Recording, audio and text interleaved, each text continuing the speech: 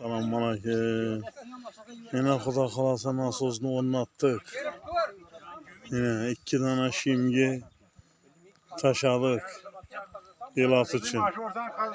Yine ilat hizmetten meba. Bunda baş ustamız açılıyor ki. Açılıyor. Bir minneti verin.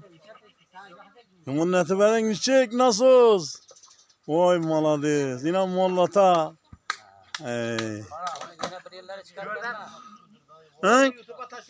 Şu özü. Taşa YouTube kanalını. Taşımız o. Mamması yok onun. Şerifan büyüğüne varınca çıktırdı o. Yine. Bayağı kadar ben çıkarım hep çıkarım. Yine.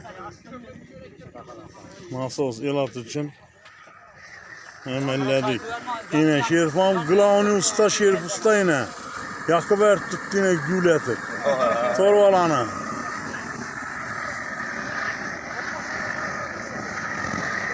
Kuda kalasa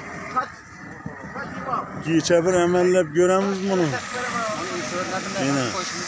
Atacan ambayını atacan.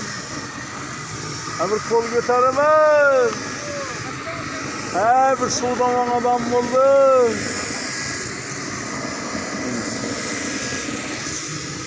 Sattık koyakemiz oturttu yine ullu Çonkur usta. Ana. Ullu'dan küçük hizmetteş orada yine.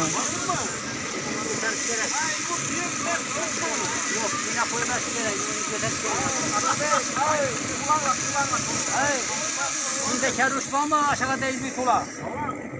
Yine. Acayip emmesi.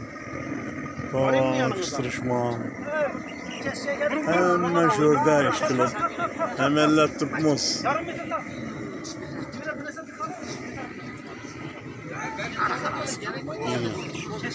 Şimdiden ikini taşadık yılat için.